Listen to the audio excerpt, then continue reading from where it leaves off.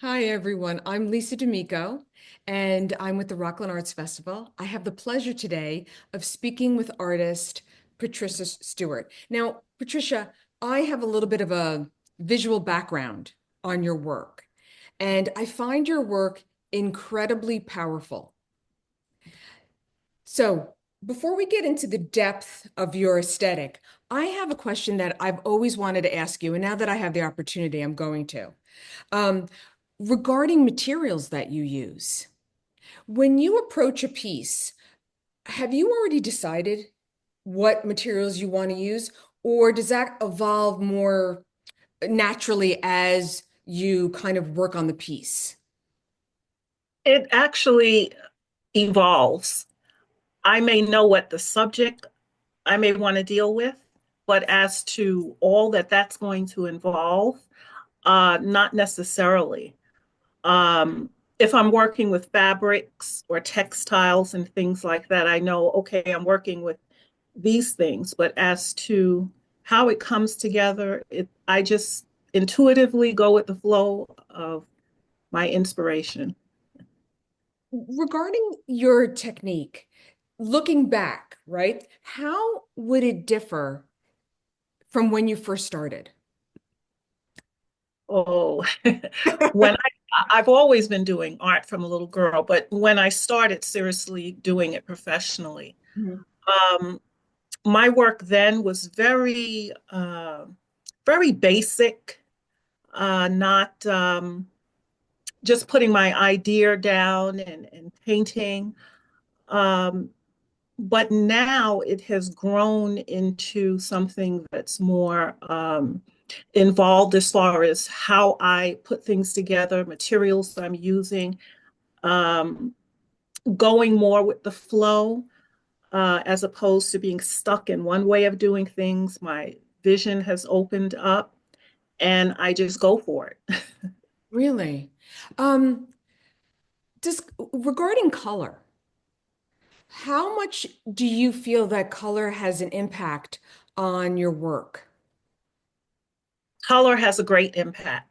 It's the main thing that makes my work pop and stand out on the subject is color. And when I go into my studio and I have all the paints out, whatever color pops first, that's what I go with. Mhm. Or if I was dreaming about a color or overnight thinking about certain color combinations, that's what I go with. I don't second guess it. But color is major in my art. Okay, from one artist to another, how do you know when a piece is finished? That's a good question. Um, I'll work on a piece and develop it as far as it can go. Sometimes I have to leave it alone for a month. It may be three-quarters finished. And I just feel step aside. There's more to this, but I don't want to ruin it. So I will leave it. I have paintings that I've left for a while, and then I'll come back to it. Other pieces that I've been able to finish, um, I just know when I step back and look at it, I'll say, don't do another thing. Leave it. I get that sense inside. This is done. Leave it. Hmm. Now, your work is powerful, and your messages raise awareness. I think they create dialogues. There's such a pensive, thought-provoking element to your work. Is that those catalysts that affect you in creating the piece, are they more internal or external? A lot is internal. Because my inspiration, I use elements of my culture, my heritage, a lot of my life experience, stories of my childhood, stories my grandmother told me, but a lot is internal because I think it through before I work on a piece of art. I know the story behind what I'm after.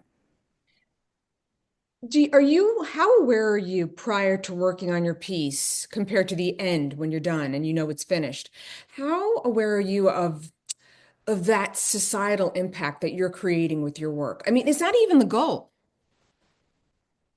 Sometimes it is. It depends. If I'm doing something that's a little political, I know that my community and the society at large, I want them to get the message. And so that will drive that piece.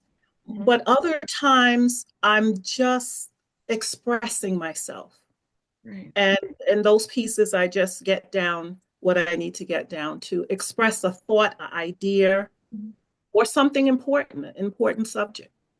Yeah, I feel like you have such an innate talent for creating like an amplified visual voice. Tell me, like, what are you working on now? Like, what's an upcoming project that you're really excited about? Okay. Um, I'm working on some more art quilts. Uh, I love the whole process and telling stories about women. Women primarily are my subjects, and sometimes women and children in family settings. The beauty and power of the subject of women and their relationships with others, the strength of character. I enjoy bringing those things to the forefront. So I'm working on, more art quilts. And I have maybe about four paintings I stepped aside from last summer that now are calling me to go back to them and finish them. Huh. I, as I began this conversation with you, I'd like to end it the same way by saying that you inspire me as an artist, but you just inspire me as a viewer. And I think that's such a testament to your legacy as an artist. Are you aware of that at all? Or you're just doing what you do and whatever kind of happens, happens? That I'm just doing what I do.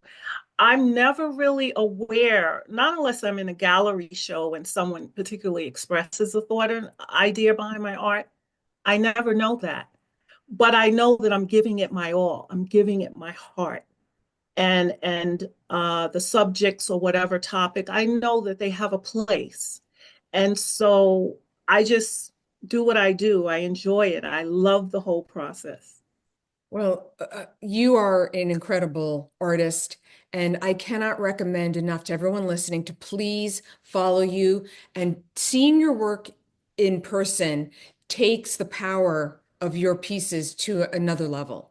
So I highly recommend people see your work in person as well as online, because you take us on a journey of really self-discovery and awareness. So thank you so much for doing what you do. Thank you. Thank you for having me.